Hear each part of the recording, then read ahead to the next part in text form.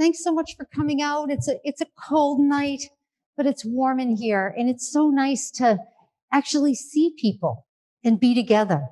The Christmas agapes are always so special, and tonight's special too, because we get to be together and we get to be with our friends on Zoom, and we get to celebrate the magic of the season.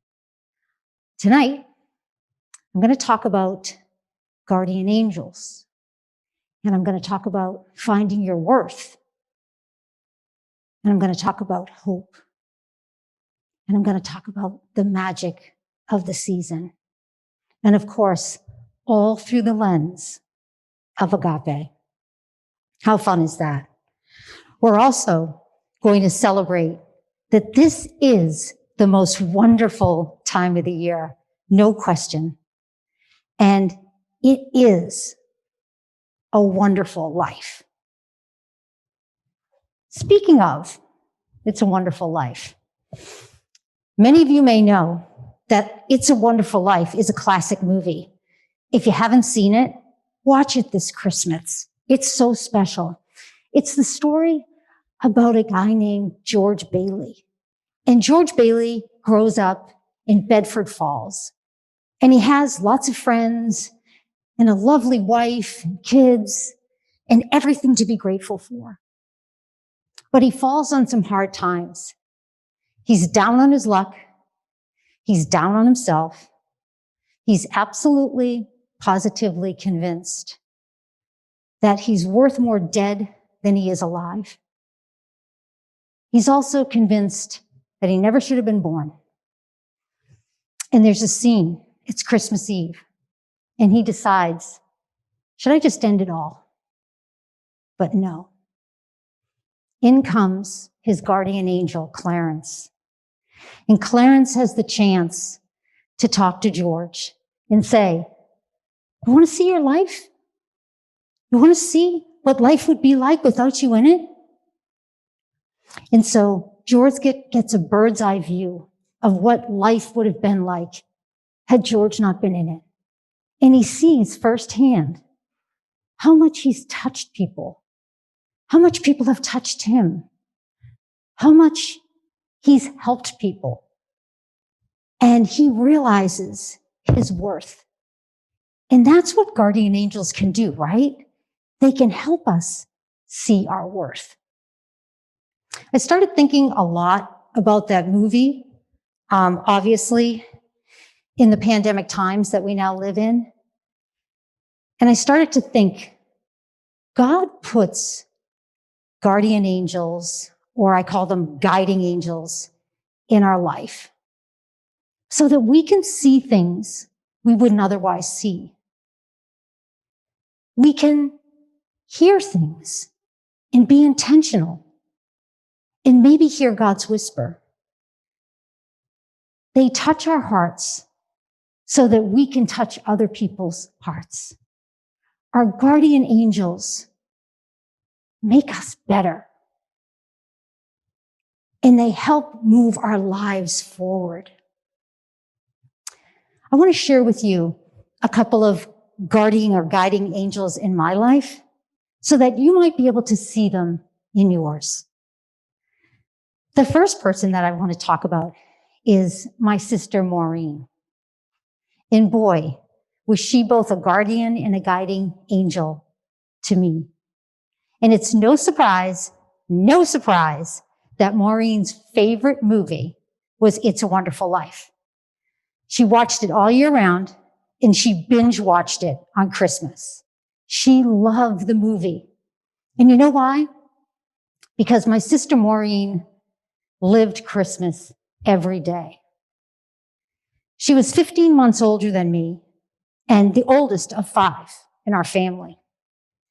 And she came into this world prematurely and faced so many challenges right from the get-go. She had medical issues. She had emotional issues. She had mental issues. She had so many challenges. And yet she was this light in our family. And she wouldn't let those challenges get her down. she would just take them and run with it. The medical offices, they were pretty much second home to Maureen. In school, it was never her friend. She had trouble reading. She had trouble writing. She had trouble hearing. She had trouble seeing the board. And back when we were growing up, way back when, they just mainstreamed everyone. So she was always on this treadmill, just trying to keep up. And of course, as you can imagine, the bullies, they had a field day with Maureen. I'll never forget the afternoon I was walking home with Maureen. We were in elementary school. And some boys in our neighborhood came up from behind and they tackled Maureen to the ground. And they took, do you know what green burrs are? They're burrs, they're sticky and they stick to anything. They took handfuls of green burrs and they just stuck them all over her head. And I'm embarrassed to say, all I could do was scream. We got home and I remember being in the kitchen and my mother was cutting out each of the burrs out of my sister's long hair because it's the only way you can get the burrs out. And my mother would rub her hair, lovingly and gingerly. And by the time my mother finished, her hair was short, like a pixie. And my mother said to Maureen, it's only hair. It'll grow back. And I remember her saying, it's only hair. I don't care. And in that moment, she was trying to help us, trying to make me not feel bad, trying to make my mother not worry. But you see, that's what Maureen did for her whole life. No matter what her challenges were, it was always about us, protecting us, and making sure we were okay, even if she suffered. And as her sister, and I have two other sisters and a brother, we had this bird's eye view because we could learn about love and learn about resilience and about forgiveness and about what it means to be part of a family, all through Maureen. And boy, did she brag about us. She would tell everyone everything. I mean, everything we ever did was exaggerated. And then she would just spread it to strangers because she had never met a stranger. And Maureen had this childlike nature about her. Some days we would tease her, and some days she was 8 years old, and other days she was 12. And she loved Disney. She loved the Magic Kingdom, and she especially loved Tinkerbell. And I think it was because Maureen just had no sense in a beautiful way of boundaries. And she also just kind of jumped and found her wings. That's how she lived her life. And I think there was something with Tinkerbell in the wings. She also loved the horses. And she loved to bet on horses. And she loved the pageantry of the Kentucky Derby. She just thought it was the coolest thing. And every time she bet on a horse, she bet on the long shot. And it was because Maureen was always the long shot. But we always bet on Maureen to win. She also loved Queen Elizabeth and the royal family, and all things Buckingham Palace, because to her, our family was royalty. And that's what that represented. And she taught us so many lessons because she kept us young. She kept us so young, and she kept us so grounded. And she always reminded us of God's love and God's light shining through in our house, and how special that God was to plant Maureen in our family, because God always has a plan, right? So last May, just after Maureen turned 60 years old, she passed away. And her last Christmas, her favorite day of the year, right? She was rushed to the hospital. and was in the ICU and was really struggling. And she didn't want to leave us. And she just kept fighting and fighting because that was her spirit. So her fight lasted right until May when she passed away. So she fought for 5 months so that we could have 5 more months with her. And towards the end of her life, her seizures were getting so bad that she was losing her speech and losing her chance to communicate with us, which was so hard because Maureen was the person that called us 17 times a day, not because she had anything to say, but because she had everything to say. So for her not to be able to talk to us was just so hard. But I remember she said to me in the hospital, if it gets to the point that I can't talk anymore, I want you to know how much I love you. How awesome. Those were one of her last words, how much she loved us. And I started thinking about us being here on this earth, right? What are we here for? We're here to love each other and to love God and to see God in each other and to live agape. Because that's the way Maureen lived her life. And we're all struggling. If we went around this room or out on Zoom and said, what's your biggest worry? We all have worries. We all have struggles. But God's with us. And we can love ourselves through them. And when I think back on Maureen's life, she delivered so much to us. And the one thing that we were able to deliver in the end for Maureen was we loved her home. We loved her home to heaven. And then we knew she had everything she could ever want. Another person that reminds me of Clarence, that I had a wonderful, I guess, blessing and chance to call my friend, is someone here at Boston College that many of you might not know, because he since has gone home to God as well.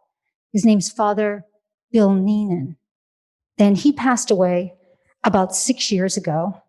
And Father Neenan was this giant of a Jesuit here at Boston College.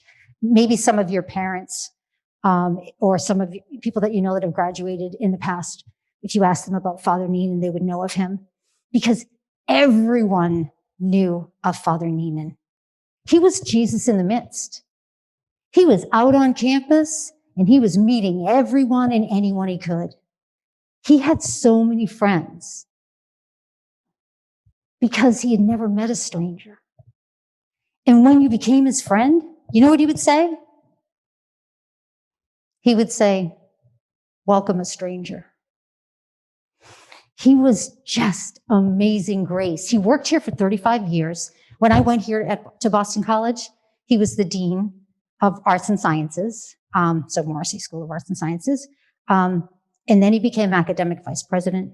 And then he became special assistant to the president here at Boston College, vice president and special assistant. And he is always, in my book, special assistant to God, because he saw every day as an opportunity to share God's love and to share God's grace, even to those that didn't believe. And he had this like big booming voice and this jolly laugh like Santa. And I had the opportunity to work with him in our Heffernan house, and he would come in the back door of the kitchen and slam the door. I go, ha, ha, ha, ha. And it was uncanny. He even sounded like Santa.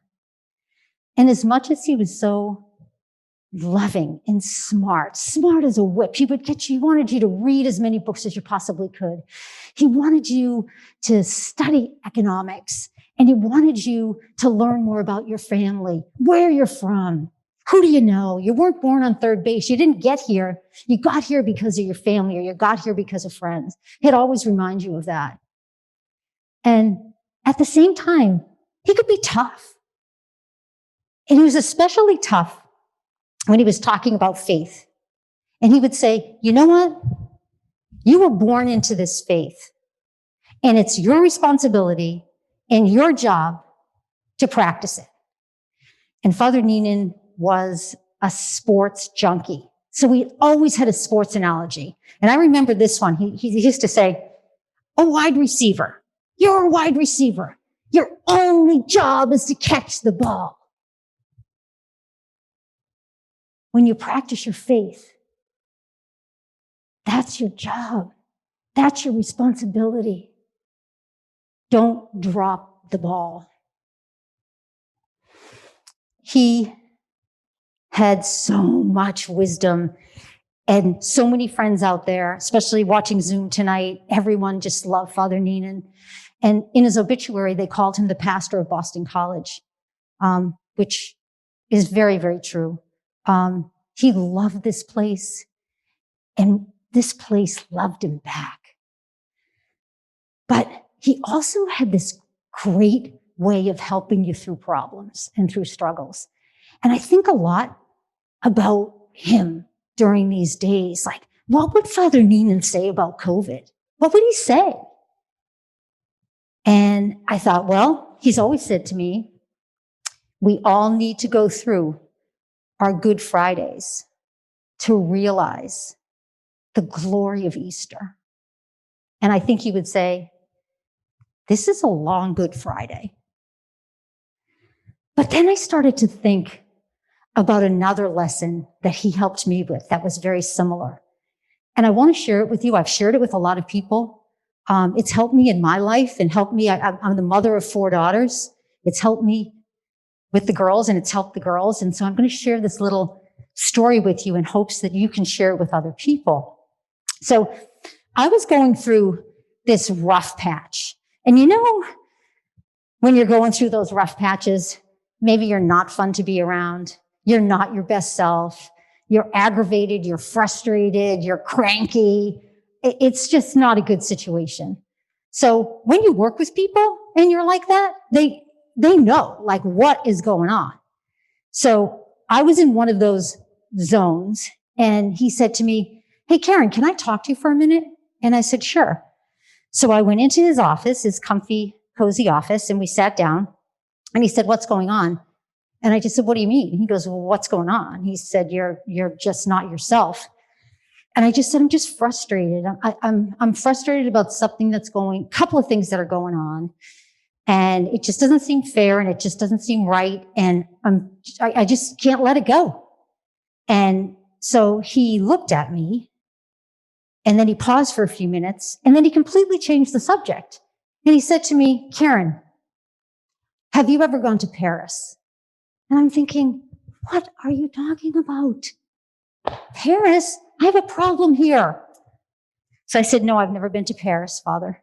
And he said, the first time I went to Paris, I stood on the street corner, and I couldn't get over how wide the streets were. And the traffic, it was so busy, and the cars were just whizzing by. And I remember thinking, how does anyone get across the street alive? How does that happen? So he said, so I started to notice that the people that walked off the curve and started to weave and dodge into the oncoming traffic, they had a terrible time making it across. But then I noticed the people that stepped off the curb, and they just kept walking straight, walking strong, walking confidently, they made it across just fine. And then he winked at me. And he said, Karen, don't get caught up in all the things that pull you away from what God wants for you. Don't get caught up in all that oncoming traffic. God wants the best for you. Keep walking straight. He's right there beside you. He's right behind you. He's right in front of you. Keep walking straight. And I remember thinking, like, that was just such an epiphany for me. Of course, Like, I've got to get out of my head. I've got to get out of all the distractions and all the things that pull me away from being my best self. Because God's right there. Like, what else do I want, right? And as I mentioned, raising 4 girls, there's a lot of drama. There's a lot going on. But I always say to the girls, they'll call me and say, I have this problem, I have that problem. And I'll say, busy Paris Street. Just keep walking straight. So I say that to you. You're in a semester that has been a busy Paris Street. You've obviously walked straight, you're here. But keep walking straight, knowing that God's right with you, God's right beside you, God's right in front of you. And during these tough times, we need our faith. We need our faith to show us God's love. And we need each other to show each other God's love so that we can live agape, right? If I stopped right now, I wouldn't do someone that I've known a really long time and loved a really long time justice. So I have to kind of wrap this up with one final story, one final, I guess, lesson that I hope you can take with you as you move through Christmas and into 2021. I've loved this person for a lifetime. This figure has helped me realize that I have a wild imagination, realize that I have great hope, realize that I should see other people before I think about myself. This person has taught me about patience and taught me about kindness and taught me about magic and the magic that defines the Christmas season. A lot of you know this person or this figure. I'm talking about Santa. And I'm ending with a plea tonight to not give up on Santa. We have the chance to give up on so many things. Don't give up on Santa. When I was a kid, I always believed in Santa. And even you think back, like you're in elementary school, talk about bullies, when you start telling them in 6th grade, you still believe in Santa. And you realize, like, one of your friends tells you that the Santa at the mall is really your postman. And then if you start to unwrap your gifts under the tree, you see price tags and you realize that the gift wrapping doesn't match up because it's all the same. And could that be Santa? But no matter what anyone said to me, I always believed in Santa. And I think Maureen helped me with that. And I wasn't going to give up. I wasn't going to give up on Santa and the magic, and the hope, and the love. And my mother had found years ago, I wrote something for school, and I had to write a list of why I believe in Santa Claus. And so I'm just going to share with you way back when I was in 3rd grade, why I believed in Santa. Reason number 1, my parents could never afford all the gifts under our tree. Reason number 2, my parents would never have enough time to shop and wrap all the presents. Reason number 3, the whole world couldn't be caught up in this big Santa conspiracy, could they? Reason number 4, only Santa could figure out that perfect gift that I never even asked for. And reason number 5, I need to believe. And I need to believe, especially for my sister Maureen. But you know what? That wasn't true. I needed to believe for me because Christmas holds such magic. And for me, Santa represented the coming of our Christ child, the hope that lives on Christmas Day when Jesus is born.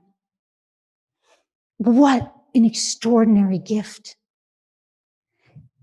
And so I made a promise to myself that I would never, ever say there's no such thing as Santa.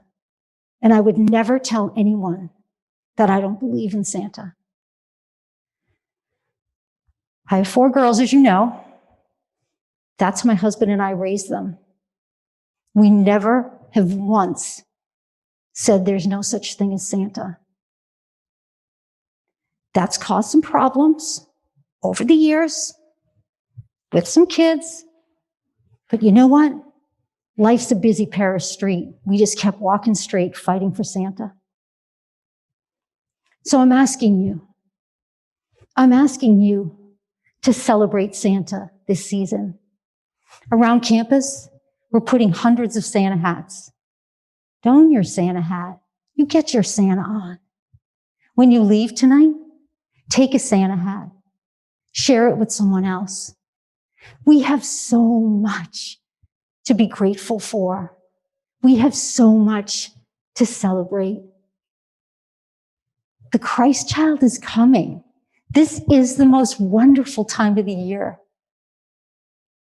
And I hope, my Christmas hope for you is that you never forget that it's a wonderful life because you're in it. It's a wonderful life because you are in it. So, listen to the jingle bells. Wear your Santa hat. Always believe and know that God is agape. And as Father Michael Himes would say, and we get to live that. We get to enact that. Merry Christmas.